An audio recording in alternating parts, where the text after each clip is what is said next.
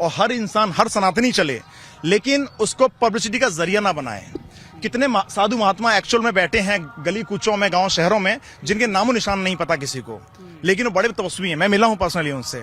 लेकिन ऐसे लोग जो 2 दिन के लिए भगवा रंग धारण करेंगे, उसके बाद में 4 बातें करेंगे, रोएंगे धोएंगे, पब्लिक की सिंपैथी बटोरेंगे, उसके बाद चले जाएंगे, इनसे सनातन को खतरा है। मेरा प्रोफेशन जो था वो as an anchor, as an actor था, जिसको मैंने साइड में कर दिया है। ठीक है, अब एट प्रेजेंट मैं चाहती हूँ कि मुझे सिर्फ हर्षा के नाम से जाना जाए और मेरी एक पर्सनैलिटी हो जिसमें ये समझा जाए कि हाँ, मैं धर्म से जुड़ रही हूँ और मैं धर्म के लिए काम कर रही हूँ। आने वाले वक्त में भी मुझे ये देखा जाए कि हाँ, मैं समाज में धर्म को लेके, सनातन धर्म को लेके, जहाँ एक तरफ हम बात करते हैं कि हिंदू राष्ट्र की बात करते हैं, जब तक युवा हिंदुत्व को जानेगा नहीं, सनातन को जानेगा नहीं, सनातन सभ्यता और संस्कृति को जानेगा नहीं, हम कैसे बात कर पाएंगे हिंदू राष्ट्र की।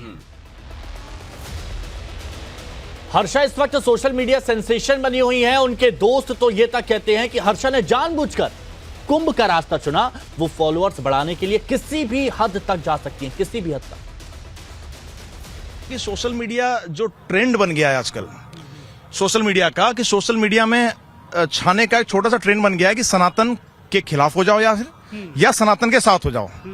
तो मॉडल्स, एक्टर्स जो मुझे लग रहा है कि ये नए फॉर्म में आ गए हैं, और हर्षा रिचारिया नहीं, ये सबकी कहानी है कि जो सनातन से थोड़ा भी प्रेरित नहीं होता, सनातन का भगवा चोला पहन के उसके साथ में खड़ा हो जाता है, साधु महात्माओं के साथ खड़ा हो जाएगा या फिर खिलाफ बोल देगा, तो तुरंत वायरल होएगा, क्योंकि ये आस्था का विषय है। सनातन जो संस्कृति है सबसे प्राचीन संस्कृति है, और महाकुंभ जैसी जगह पर आगे प्रचार करना अपना, वो भी इस तरीके से कि मैं साधु बन गई हूं। अरे साधक और साध्वी बनने के लिए क्या चाहिए, वो तो अब सीख ही नहीं पाएंगे। जैसा कि मैंने बताया कि मैं यहाँ समस्त संत समाज के, आचार्यों के, बड़े बड़े ऋषि मुनि जितने भी तपस्वी है, मैं उन सबका आशीर्वाद प्राप्त करने आई थी। उन सबसे बहुत कुछ सीखने, धर्म के बारे में बहुत कुछ जानने के लिए आई थी। और मैं अपनी इसी बात पे अटिक हूँ कि मैं अभी भी उनके लिए एक नादान बच्ची जैसी हूँ। हो सकता है जाने अनजाने मुझसे गलतियां हो रही हो, जिसका मुझे शायद एहसास ना हो रहा हो, क्योंकि एक बच्चे को हमेशा ये लगता है कि मैं तो सही हूँ, मैं क्या गलत करूँ, तो उस पे नाराजगी होगी। लेकिन अगर वो भी है तो मैं दिल से सबसे माफी मांगती हूँ। पहले भी मैंने मांगी, अब भी मांग रही हूँ। लेकिन अगर उनको लगता है कि मुझे समझ नहीं है, तो मुझे लगता है कि जब आपको लगता है कि बच्चे को समझ नहीं है तो उसे सिखाना चाहिए, उसका निष्कासन नहीं करना चाहिए, उसे भगा नहीं देना चाहिए। देखिए, कुछ दिनों पहले संतों ने भी हर्षा पर सवाल खड़े किए। नव भारत से बात करते हुए उन्होंने उन संतों को भी जोरदार जवाब दिया, वो भी आप सुनिए। उसके चित्र जो मीडिया में वायरल हो रहे हैं वो बहुत ही खराब प्रभाव लोगों पे डाल रहे हैं। तो अभी तुम साधु बनी नहीं, तुम भगवा वस्त्र पहन के त्रिपुंड लगा करके रथ पे क्यों सवार हो गई? तुमने ऐसी रील पोस्ट किया कि तुम लगा कि तुमसे बड़ा कोई शंकराचार्य भी नहीं है यहाँ पे। तो ये सब चीजों को लेकर के मुझे आपत्ति थी। आपत्ति मुझे मजबूती से दर्ज करानी थी। मैंने मजबूती से उसके लिए कम, आचार्य के लिए ज्यादा दर्ज कराई। मैं किसी का भी आज नाम नहीं लूंगी, लेकिन उसके साथ साथ जितने भी हमारे साधु संत हैं वो सब बहुत अच्छा ज्ञान रखते हैं, बहुत अच्छा अनुभव रखते हैं और सारे वेद शास्त्रों को जानते समझते हैं। क्या उनको सच में लगता है कि हर्षा किसी को कोई मंत्र देने लायक हुई है? अभी हर्षा खुद मंत्र दीक्षा लेके यहाँ पे आई है। हर्षा को कुछ नहीं पता है, हर्षा सीख रही है, समझ रही है। तो मैं उनकी बेटी की तरह हूँ, कम से कम इतना भी मत बोलिए। दोनों पक्षों को सुनाना यहां पर बेहद ज्यादा जरूरी था। अब जो मेहमान हमारे साथ जुड़े हैं उनसे हम बात करते हैं और उनसे हम आपको मिलवाते हैं। हमारे साथ आज इस चर्चा में हर्षा के दोस्त दीपक सारस्वत जुड़े हुए हैं, साध्वी जया भारती जी धर्मगुरु हमारे साथ में जुड़ी हुई हैं, साध्वी चेतनानंद सरस्वती जी धर्मगुरु हमारे साथ में हैं, स्वामी उमाकांतानंद सरस्वती धर्मगुरु हमारे साथ में जुड़ी हुई हैं, डॉक्टर एच एस रावत साहब हमारे साथ में धर्मगुरु जुड़े हुए हैं, धर्मगुरु उमेशानंद जी महाराज धर्मगुरु हमारे साथ में जुड़े हुए हैं। आप सभी का बहुत बहुत स्वागत है। दीपक जी, सबसे पहले तो ये बताइए कि आप कैसे जानते हैं हर्षा को, कितनी पुरानी दोस्ती है आपकी? हर्षा को मैं पिछले 5-7 सालों से जानता हूं, जब मैं बॉम्बे था और ये एक्टिंग के सिलसिले में बॉम्बे आई थी और वहां इन्होंने बताया मुझे कि एक्टिंग का शौक है। ये पहले से इवेंट्स करती थी, एंकरिंग करती थी और अच्छी बात थी, मेरे लिए भी प्राउड वाली बात थी कि मेरे शहर की लड़की, मैं भी आसपास रहता था, ग्वालियर शहर से बिलोंग करता हूं मैं, तो मुझे अच्छा लगा कि चलो मेरे प्रांत की कोई लड़की अच्छा नाम कर रही है, तो मैंने सपोर्ट करने का निश्चय भी किया। पर कुछ दिनों बाद ये कई इवेंट्स करती रही, कई शो में जाती रही। एक बार मेरी माँ के हाथ से लड्डू भी मेरी माँ ने मेरे घर भिजवाए थे इसके हाथों, तो अच्छा लगा, अच्छी दोस्त है, कोई बुराई नहीं है। पर दिक्कत क्या है वो अभी मैंने बताया इससे पहले कि दिक्कत यही है कि हमारी आस्था को खेल कर जो लोग पब्लिसिटी पाना चाहते हैं, उस पर एक प्रश्न चिन्ह उठता है कि क्या और लोग इसको रोल मॉडल नहीं मानेंगे? क्या और लोग सनातन का उपयोग करके सनातन की आड़ में अपनी पब्लिसिटी पाके फेमस होना नहीं चाहेंगे? अगर ये रुका नहीं सिलसिला तो न जाने कितने और साध्वी साधक बनेंगे और सनातन को बदनाम करने की कोशिश करेंगे। अच्छा, ठीक है, आपका ये कहना है कि वो बिग बॉस जाने के लिए सब कर रही हैं?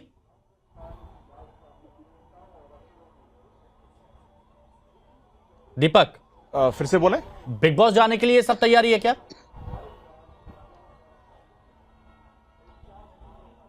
आवाज क्लियर नहीं आ रही है। मैं आपसे ये पूछना चाहता हूं, क्या बिग बॉस जाने के लिए बिग बॉस जाने की तैयारी, देखिए, हाँ, मैंने आरोप नहीं लगाया बिग बॉस जाने की तैयारी है, पर हां कभी कहा था कि मुझे मौका मिलेगा तो बिग बॉस में जरूर जाऊंगी। और मैं भी देखो अप्रिशिएट करता हूं, एक लड़की जो मेहनत करके बिग बॉस में जाना चाहती है, एक्टिंग लाइन में जाना चाहती है, स्टार बनना चाहती है, हमें समर्थन देना चाहिए। और एक मर्द होने के नाते अगर औरत को सम्मान नहीं देगा तो मर्द किस बात का? तो मैंने कहा कि तुम बिल्कुल मेहनत करो। और भी लड़कियां गई हैं, मेरे और भी फ्रेंड्स हैं जो बिग बॉस से आई हैं, तो मैंने कहा कि हर संभव मैं भी कोशिश करूंगा।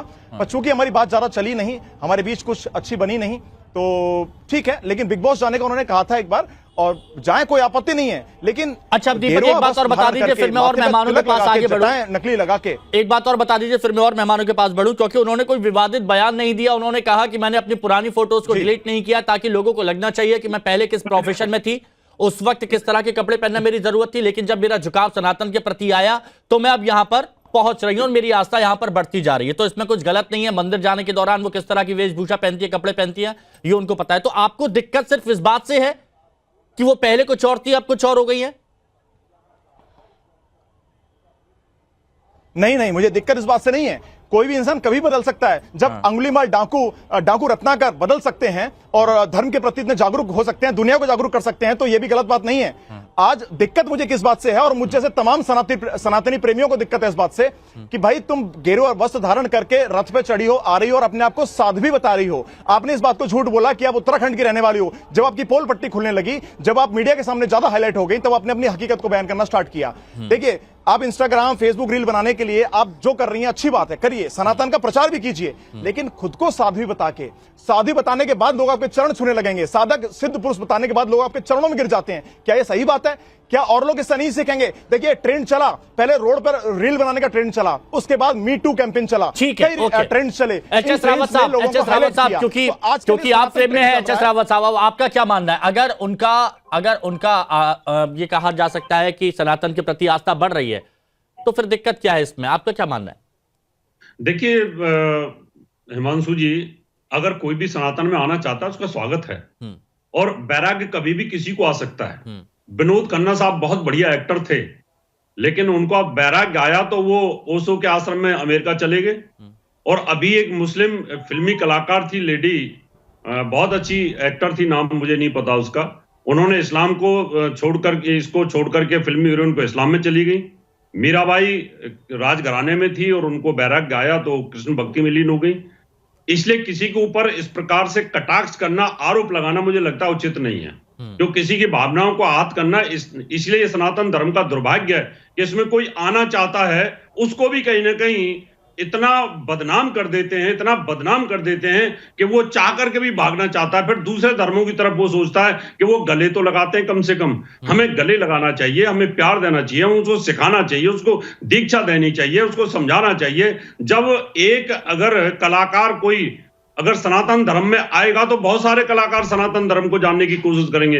और पूरा विश्व सनातन धर्म को जानने की कोशिश कर रहा है कि ये प्राण प्रतिष्ठा होती क्या है, कुंभ होता क्या है। एप्पल की मालकिन यहाँ पर आ चुकी हैं, कितने लोग यहाँ जर्मनी से आ रहे हैं। तो मुझे लगता है इस प्रकार से उनके ऊपर आरोप लगाना ये उचित नहीं है। अगर किसी के अंदर वैराग्य आ रहा है और कुंभ में अगर वो जा रही है, दीक्षा ले रही है, उनके ऊपर रील बनाने का आरोप लगाना इंस्टाग्राम पे, अरे इंस्टाग्राम पे तो कोई पॉपुलर होगा तो उसके आएंगे, वो तो एक और एक लड़की माला बेचने वाली है, वो कौन से उद्देश्य से आई थी? क्या वो उद्देश्य उसका ये उद्देश्य था वो रील बनाएगी और पॉपुलर हो जाएगी, या वो बिग बॉस में चली जाएगी? वो तो मीडिया वालों की बात थी, उनको लगा तो उन्होंने उसको बात को आगे कर दिया। इसलिए मेरा मानना है हिमांशु जी, उनको आना चाहिए ठीक और है, खुल करके जवाब साध्वी देना चाहिए चेतनानंद और सनातन सरस्वती धर्म जी